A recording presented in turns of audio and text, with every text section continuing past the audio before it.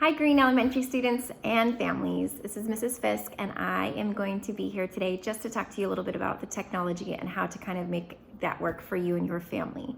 I want to say I miss all of your kiddos so much and just know that my heart is with all of you. I need to tell you that I am working from my home, as you can tell, as most of you are as well. And I'm going to have the care of my two children and my nephew, who range from the ages of 5 to 14. So if you hear that background noise, just forgive me, but that's all we can do at this point. With this, I also hope that you can just find those little moments of joy in these days that are challenging for us all. But the little by little things I can do to help, I'm here. I hope to also be able to support you guys, your reading coming up in the future, just as another resource. So we're going to go ahead and get started. I want to first say that my Chromebook looks maybe just a little different than the district one. It's still a Chromebook, but the beginning screen might look slightly different. When you do open your Chromebook, just give it a few moments, or a few seconds, I should say, to power on. It should power on and power off just by the open and close of the lid. When you see your first login screen, you need to find the sign in with a different account, especially those with not using a QR card that would take a picture. But every child can access your account this way. I'm going to flip my screen so that you guys are seeing what I see. I may check back in and out anyways, but you'll just probably hear a little bit of my voice. But we will get through this, and it might be a little flubbed, but it will get us going. So enjoy. Here is your opening of your Chromebook. Again, mine will look just slightly different. You want to find where it says sign in with different account, which should be just right above where it says Google login. The writing that you would click on is a hyperlink. It's blue. Here is where you are going to type in your child's Google account, which is an email. I'm going to borrow my 5th grade son, Graham's, to get that going for us. So again, it should be the number, which is a graduation year, child's last name, first initial of your child's first name, first initial of your child's middle name, and then some of you, they should almost already have the Roseburg automatically typed in. If not, you do need to type it in the whole, just as seen.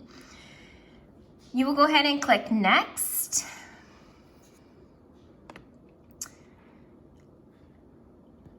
And hopefully it looks a little bit like this. If not, that's okay. It should still hopefully see your email. You will then type your password here. Once your child's password has been established and typed in, you should be able to come to another screen which shows your Roseburg School District 4, and you will want to click on this where it says login with Google.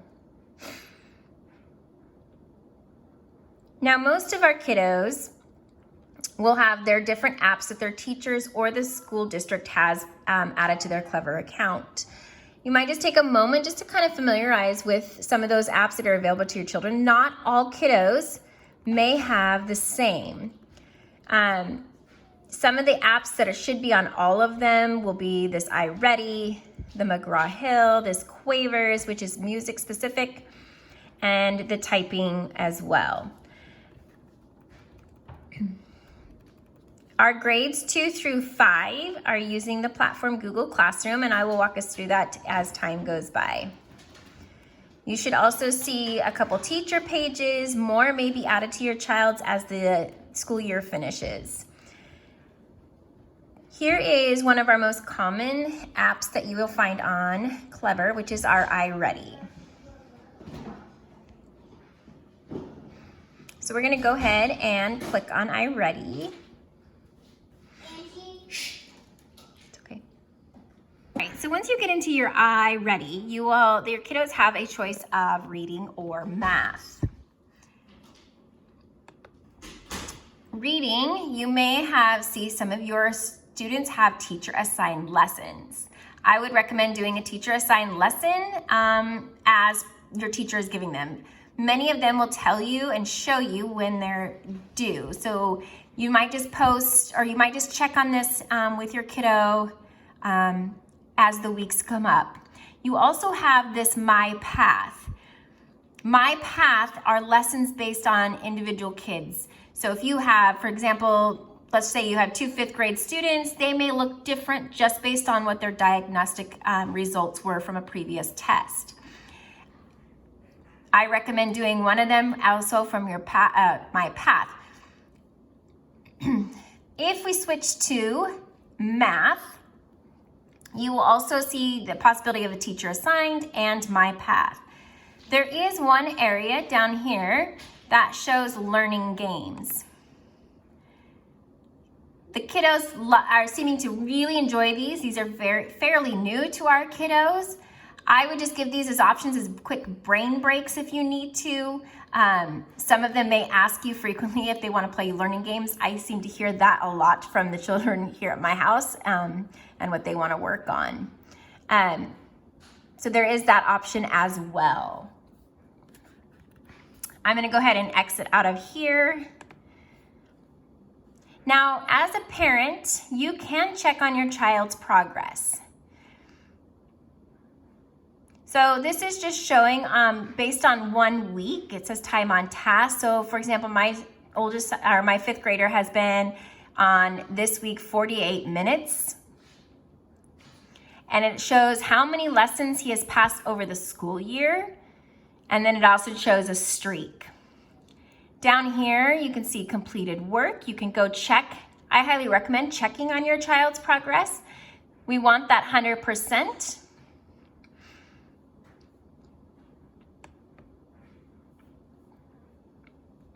So in your child's Clever, and here is the Google Classroom, you will see whatever classrooms your child has been invited to or has joined. So we'll just go ahead and classroom teachers. Each one will probably look a little different based on your classroom teachers' themes and desires. So you'll see on this very homepage, you'll see announcements, you might see notes, you'll see upcoming. Towards the top, you'll see where that streams, where's the classwork, and where are the people. If you click on people, you should just be able to see the classmates that are assigned, the teachers that are there, and whatnot. So we're going to go ahead and go to classwork. Most of the time, you'll see where there was work. It looks like different subject areas. You have music, she has the writing, field trips are assigned, and here you will see a Google Calendar. There may not be stuff in there. Depends on what those kiddos have, but it looks like it'll show like assignments when they are due. You'll see it right here. Like here's his assignment was due Wednesday. He has a couple assignments due on Friday. I'm gonna go ahead and exit out of this tab. You can go back to here. If we click on the View Your Work, it'll show all of his work that has been assigned, and it'll show that he's turned in 1 assignment. Go ahead and back. Oops. Go back to my classwork. Now, most of the time, so here is where, like, there's an assignment here that he is supposed to do. It doesn't have a due date, so it's probably just something that's for the kiddos to be engaged in, choose to be optional. If looks like he's asked to write 2 to 3 sentences, you're going to watch this Google Slides. Over here, he will click on Graham Fisk, and he has a Google Doc where he can then write. Once he's completed, at the top, there will be the link that says Turn In. You'll want to make sure your students hits the Turn In before exiting out. Since my son has not done this, I won't do the Turn In. So I'm going to go ahead and exit out here. But once over here, he could also add something here and click Turn In. The way to check that is if we go back, then it would show that it's View Assignment, and then it would also show where he's turned it in. So if I go back up to where it says View Your Work, we would check to see if it's been turned in. The one thing that we need to work on also is to make sure every child has a additional email address that the district has assigned. So in your Google Classroom, we call this the waffle, or where the Google apps are going to be. So if we click on here, I'm going to ask that you click on Gmail. And once you get into the Gmail, it'll look a little bit like just as this, it's normal. So what I need you to do is click on the cogwheel. It should show what it says settings. And we're also going to go click on settings again.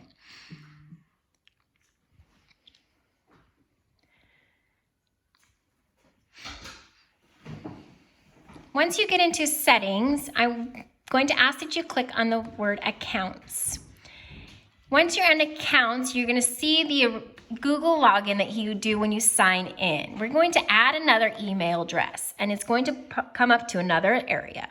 This time, you're going to do the exact same beginning, your graduation year, last name, initial of your first name, initial of your middle name, the @ This time I need you to add the word student. Once you add student, you will continue with the .roseburg, .k12, .or.us. Again, you should have the number, last name, the initials, and student, and then the rest. And then we're going to click on the word next step. Now, once you get back here, you'll see 2 emails. We want to make this your child's default. This way they can email from here, and it will go through just that way they have their access to email their teachers and whatnot. So to get back, you're just going to click on that waffle. You can go back to Google Classroom, and you'll be here. All right, so here we're going to go ahead and close some of these tabs out. The last app I'm going to show you for today is McGraw-Hill. Some people would know this. We use this as our Wonders, which is our reading program at school, the district reading. So we're going to click on McGraw-Hill. It's also going to take you outside of that clever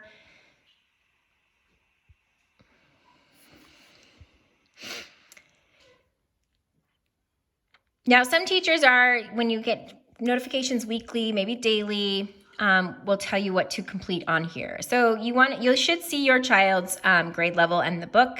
We're going to click on the word launch. 10, 9, 8, 7.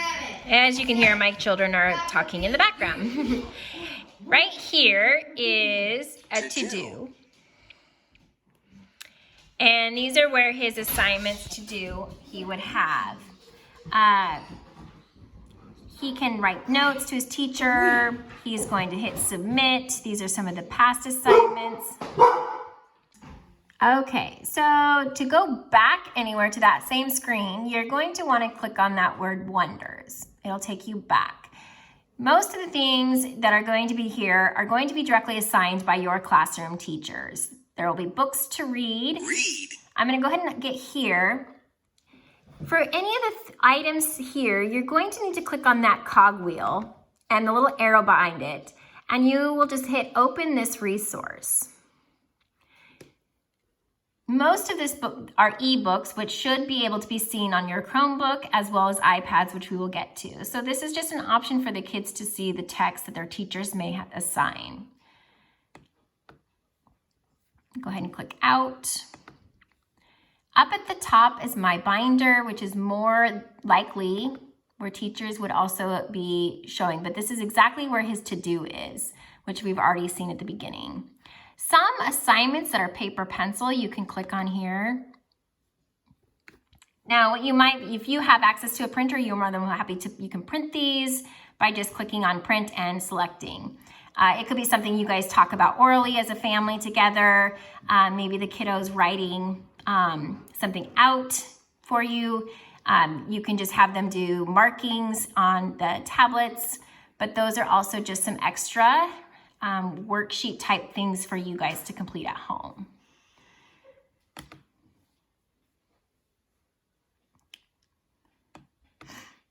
All right, So if we're back at Clever, again, Quaver is something Mrs. Trinkle would use for music. Typing is a great tool just for kids to access their skills for typing as well. Again, more resources may be added as time goes by. Epic is a great way. It has books for your kids and whatnot.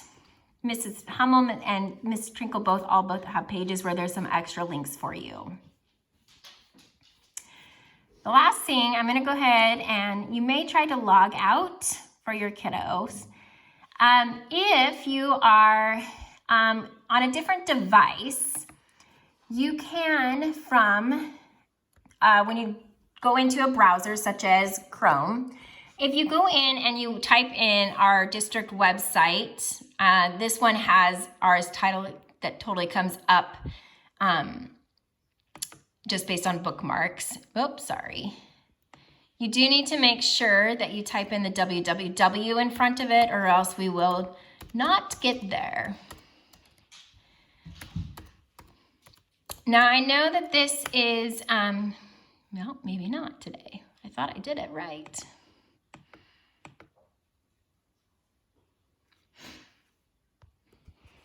Okay, the last thing we have is if you are using an iPad. I don't have any other form of tablet, but the one thing I do want to talk about on your iPad to make some of those McGraw-Hill Wonder Books be available on your iPad.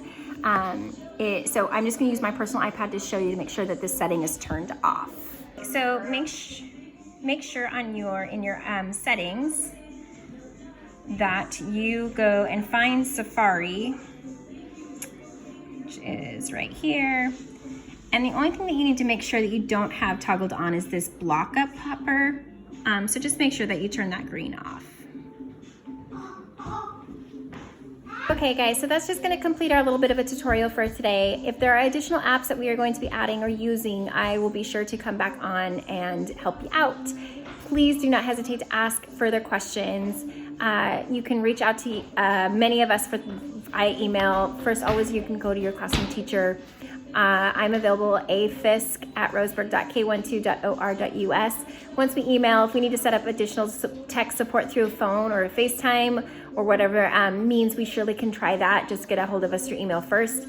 I appreciate all that you are doing for your kiddos, and we can do this as a team. Take care.